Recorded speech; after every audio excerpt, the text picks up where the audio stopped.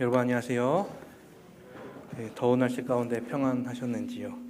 이제 계속해서 더워지고 또 장마가 계속되는 가운데서 하나님께서 보호하심이 또 하나님께서 우리에게 베풀어 주시는 참된 은혜가 함께하기를 간절히 기원합니다. 오늘은 예수 안에 거하라 라는 제목으로 함께 은혜 나누기를 원합니다. 다 같이 하나님의 말씀 요한복음 15장 어떻게 보면 1절부터 17절이지만 오늘 읽는 거는 5절부터 14절까지만 읽도록 하겠습니다. 요한복음 15장 5절부터 14절까지 있는 말씀 제가 봉독해 올릴 때에 눈으로 함께 따라 읽어주시기 바랍니다. 나는 포도나무요 너희는 가지라. 그가 내 안에 내가 그 안에 거하면 사람이 열매를 많이 맺나니 나를 떠나서는 너희가 아무것도 할 수 없음이라. 사람이 내 안에 거하지 아니하면 가지처럼 밖에 버려져 마르나니 사람들이 그것을 모아다가 불에 던져 사르느니라. 너희가 내 안에 거하고 내 말이 너희 안에 거하면 무엇이든지 원하는 대로 구하라. 그리하면 이루리라. 너희가 열매를 많이 맺으면 내 아버지께서 영광을 받으실 것이요 너희는 내 제자가 되리라. 아버지께서 나를 사랑하신 것 같이 나도 너희를 사랑하였으니 나의 사랑 안에 거하라. 내가 아버지의 계명을 지켜 그의 사랑 안에 거하는 것 같이 너희도 내 계명을 지키면 내 사랑 안에 거하리라. 내가 이것을 너희에게 이름은 내 기쁨이 너희 안에 있어 너희 기쁨을 충만하게 하려 함이라. 내 계명은 곧 내가 너희를 사랑한 것 같이 너희도 서로 사랑하라 하는 이것이니라. 사람이 친구를 위하여 자기 목숨을 버리면 이보다 더 큰 사랑이 없나니 너희는 내가 명하는 대로 행하면 곧 나의 친구라. 아멘. 우리는 대한민국에 살아가고 있고 또 대한민국 국적을 지닌 사람들입니다. 우리가 대한민국 국적을 가지고 살아가게 된 이유는 무엇일까요? 우리가 대한민국에 태어났기 때문일까요? 아닙니다. 우리나라는 우리나라에서 태어났다는 이유만으로 국적을 주지 않습니다. 우리나라 같은 경우는 부모님이 대한민국 국적을 가진 사람이어야만 자식에게도 똑같이 대한민국 국적을 줍니다. 그 외에는 귀화하는 방법을 거쳐야지만 우리나라의 국적을 취득할 수 있게 되죠. 부모가 대한민국 국적을 지니지 않는 경우라면 일반적으로 5년 이상 계속해서 대한민국에 주소가 있어야 한다고 합니다. 물론 정상적인 비자를 받은 상태에서 5년 이상 머물러야 한다는 것이죠. 그리고 대한민국 민법상 성년이어야 하고 또 품행이 단정해야 한다고 합니다. 그리고 자신의 자산이 5천만 원 이상이어야 하거나 자기 능력에 의하거나 아니면 가족에 의존해서 생계를 유지할 능력이 있어야만 귀화할 자격이 주어지고 귀화를 위해서는 또 기본 소양을 가지고 있어야 된다는데 문제를 풀어서 어느 정도 점수를 맞춰야 면접의 기회가 주어지고 면접에서도 주어지는 문제를 맞춰야만 그때야 이제 자격이 주어진다고 합니다. 미성년의 경우 부모님이 먼저 국적을 취득한 후에야 특별 귀화를 신청하게 된다고 합니다.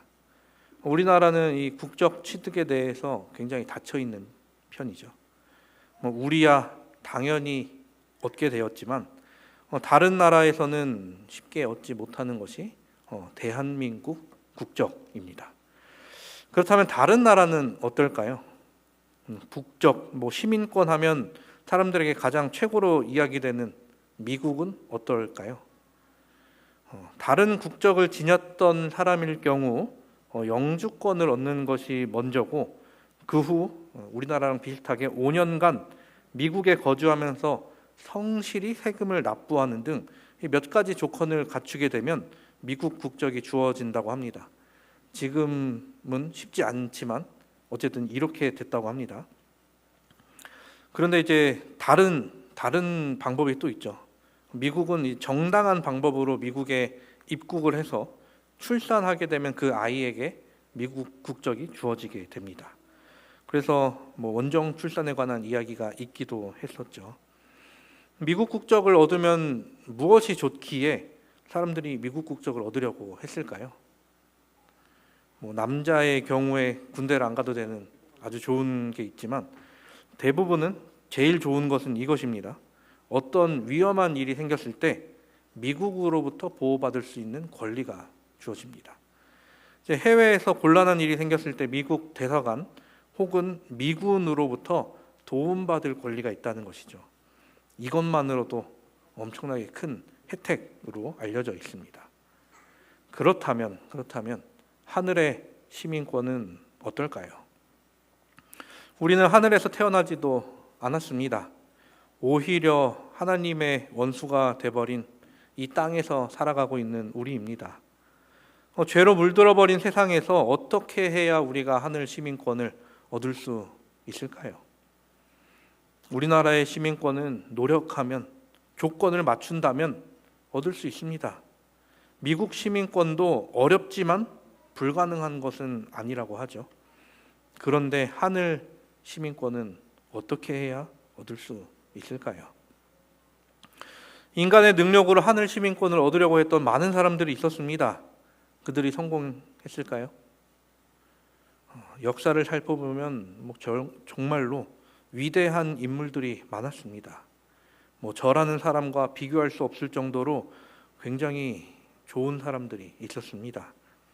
그런데 아시지만 대부분의 사람이 실패했죠.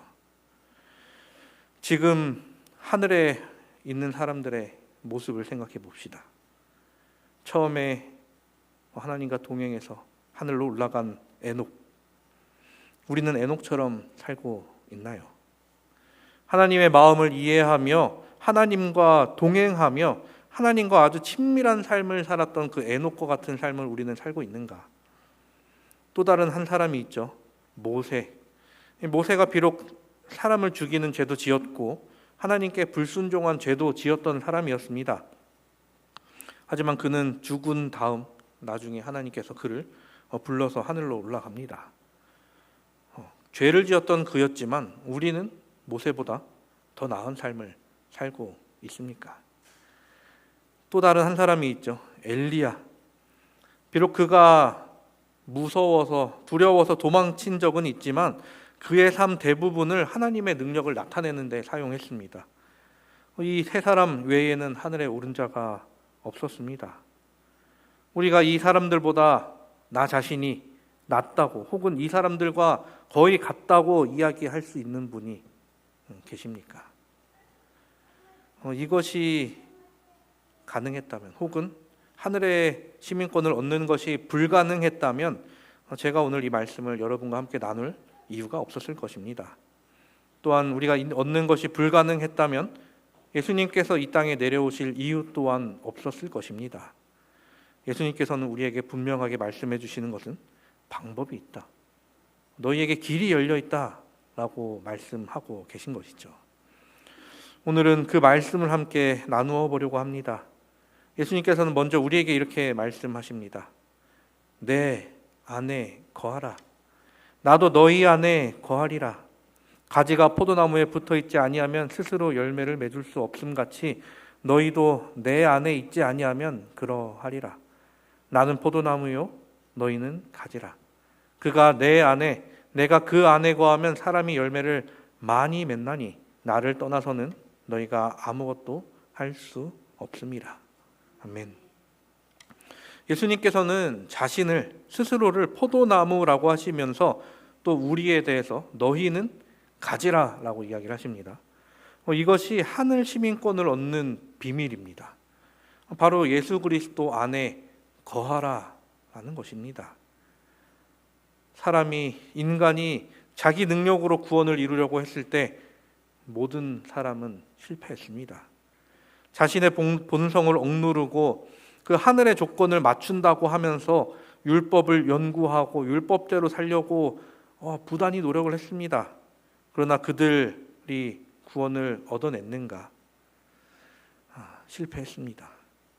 그들도 실패했는데 우리는 어떻게 했습니까? 그런데 우리가 하늘 시민권을 얻을 방법이 생겼는데 그 방법이 무엇인가요? 바로 예수 안에 거하라 라는 것입니다. 우리가 하늘의 시민이 되는 방법은 예수 그리스도께서 우리를 초청하실 때 그 초청에 응하는 것이죠. 그리고 그 초청대로 예수님 안에 거하게 된다면 우리는 구원의 열매를 맺게 됩니다. 만약 예수님의 초청을 응하지 않는다면 어떻게 될까요? 초청을 응하지 않는 것, 이것은 개인의 선택이지만 예수님으로부터 벗어난 한 사람의 모습은 어떨까요?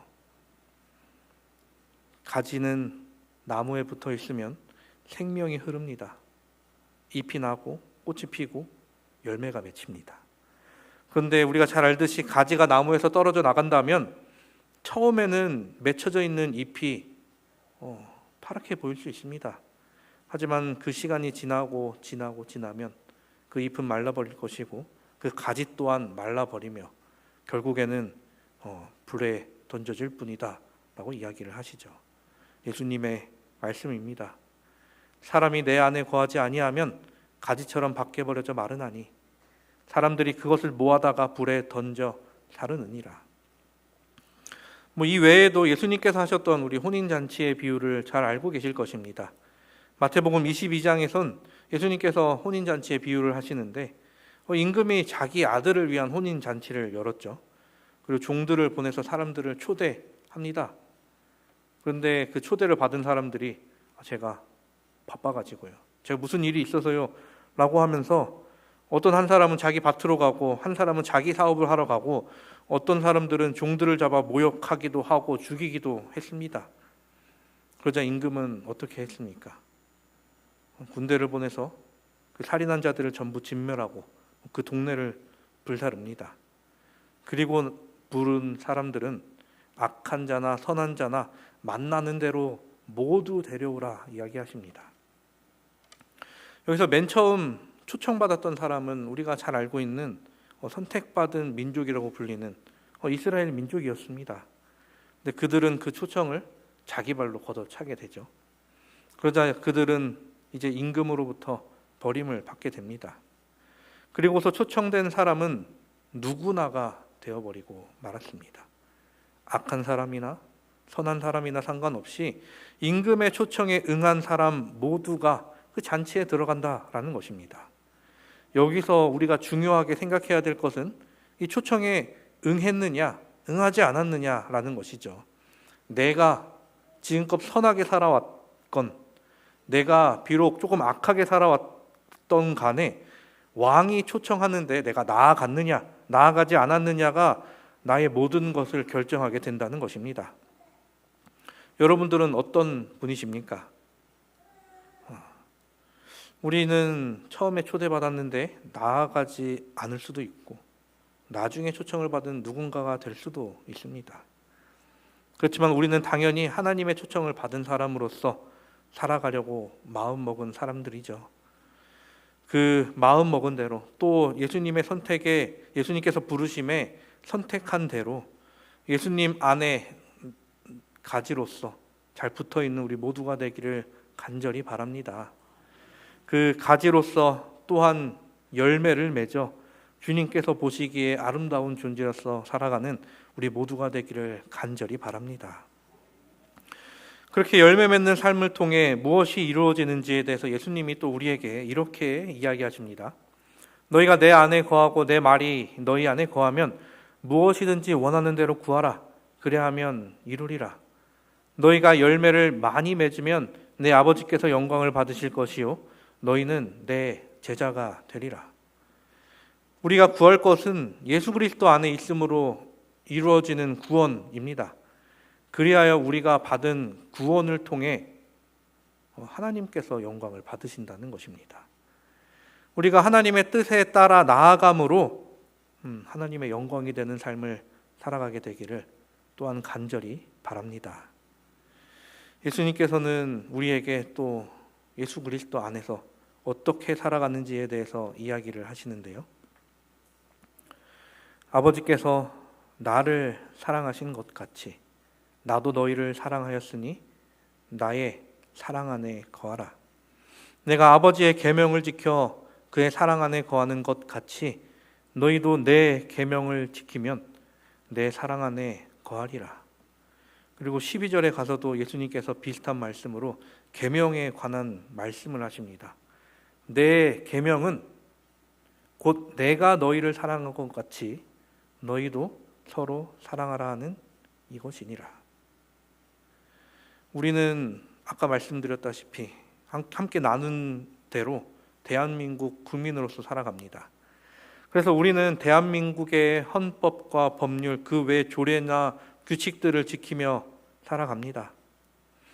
우리가 만약 지나가던 누군가에게 해를 가한다면 대한민국 법률에 따라서 처벌을 받게 되죠.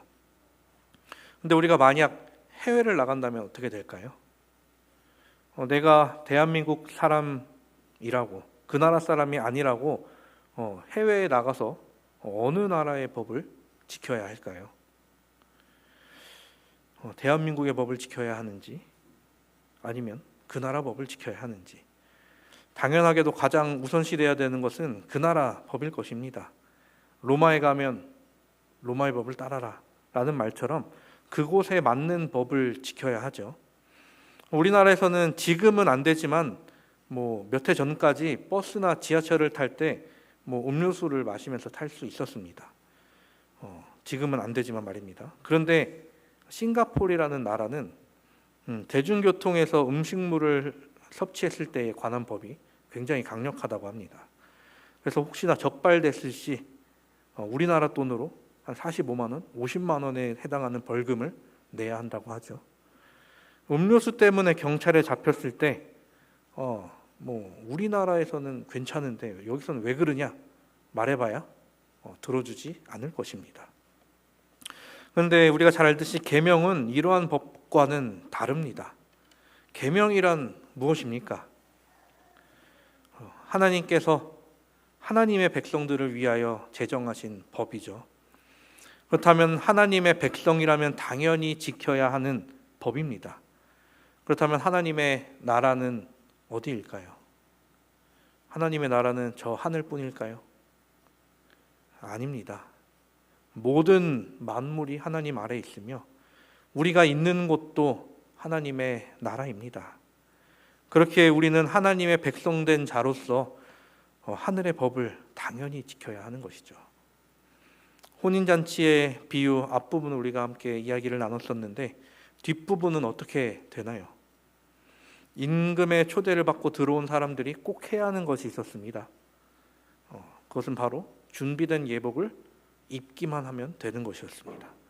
그냥 단지 그 말씀에 순종하면 되는 것이었습니다. 그런데 그 중에서도 그 옷을 안 입은 사람이 있었죠. 다시 한번 기회를 줍니다. 저 옷을 입고 들어와라. 저는 못하겠습니다. 그 사람은 손발을 묶인 채 바깥 어두운 데에 내던져지게 됩니다. 그리고 마지막에 하시는 말씀은 청함을 받은 자는 많되 택함을 입은 자는 적으니라 라고 이야기를 하시죠. 우리가 지켜야 하는 것은 하나님의 말씀에, 하나님의 계명에 순종하는 것입니다. 하나님의 계명이 무엇일까요? 아까 우리가 함께 나눴던 12절에서 예수님께서 설명하시죠. 내 계명은 곧 내가 너희를 사랑한 것 같이 너희도 서로 사랑하라는 이것이니라. 하나님께서 우리에게 주신, 하나님의 백성들에게 허락하신 계명의 핵심은 사랑입니다. 그리고 우리 재림교인들에게 이 계명은 더욱 구체적으로 다가오게 되죠. 10계명 중 넷째 계명, 곧 안식일 계명을 비롯한 하나님의 모든 계명이 우리를 향한 사랑의 표현이고 우리가 다른 사람들에게 하는 사랑의 표현입니다. 이 계명을 지키는 것은 우리에게 부담이 되는 것이 아니라 하나님 사랑 안에 머무는 아주 자연스러운 반응이라는 것입니다. 또한 우리가 건강개혁의 원칙을 따라 우리의 몸을 성전의 전으로 관리하는 것도 예수 안에 거하는 삶의 열매인 것이죠. 이 모든 것이 억지로 하는 것이 아니라 예수 안에 있을 때 흘러나오는 자연스러운 삶이라는 것입니다. 예수님께서는 뒤이어서 우리에게 또 이렇게 이야기하십니다. 사람이 친구를 위하여 자기 목숨을 버리면 이보다 더 큰 사랑이 없나니 너희는 내가 명하는 대로 행하면 곧 나의 친구라. 이제부터는 너희를 종이라 하지 아니하리니 종은 주인이 하는 것을 알지 못함이라. 너희를 친구라 하였노니 내가 내 아버지께 들은 것을 다 너희에게 알게 하였음이라. 친구를 위하여 자기 목숨을 버리는 것, 이보다 더 큰 사랑이 없다고 우리에게 권면하십니다. 그렇다면 친구를 위하여 자기 목숨을 내버리는 것은 누가 먼저 했습니까? 예수님께서 먼저 우리를 위해 죽으심으로 그 본을 보이셨죠. 근데 그 죽으심은 십자가에 달려 돌아가셨을 때에 보이신 것이 아니었습니다. 그 죽으심은 이미 창세 전부터, 인간이 죄를 짓기 전부터 그 모든 것들이 준비되어 있었다는 것이죠. 인간이 창조되고 그 인간이 죄를 지어 죽게 될 것을 이미 아셨는데 그 죄를 지은 인간을 위해 미리 이미 준비하셨던 분이셨습니다. 그렇게 우리를 위해 죽으심으로 하나님의 사랑을 나타내 보이셨죠. 그뿐 아니라 우리에 대해 더 이상 너희를 종이라 하지 않고 무엇이라고 부르십니까? 친구라고 부르십니다. 친구와 종의 차이가 무엇일까요? 종은 그저 주인이 하라고 하는 대로 하며 그 일에 동참하는 것이 아닌 그저 수동적으로 움직일 뿐이죠. 하지만 친구는 자신의 친구 일에 관심을 두며 도움을 필요로 할 때 능동적으로 그 기쁨으로 그 일에 참여하는 자입니다. 그리고 종은 주인 밑에 존재하지만 친구는 동등하게 그곳에 서게 됩니다. 또한 주인은 종을 위해 목숨을 바치지 않지만 친구는 친구를 위해 모든 것을, 목숨까지도 바친다는 것입니다. 한 번은 한 영상을 보았는데 외식업계의 한 유명한 분의 강연 내용이었습니다. 이게 질의응답 시간이었는데 한 음식점 사장님이 질문을 합니다. 제 밑으로 저희 가게에 아르바이트생들이 여럿 있는데 이들에게 주인의식을 갖게 하려면 어떻게 해야 할까요? 그러자 그분이 이렇게 이야기합니다. 그거는 못합니다. 누가 와도 못합니다. 사장님이야 자기 가게니까 하나하나가 다 소중한데 아르바이트생들은 받은 돈만큼만 일하면 된다. 자기가 주인이 아닌데 어떻게 주인의식을 갖게 하느냐. 맞는 말이죠. 종은 주인의 일에 순종적이지 않고 수동적으로 일을 합니다. 시키는 것을 합니다.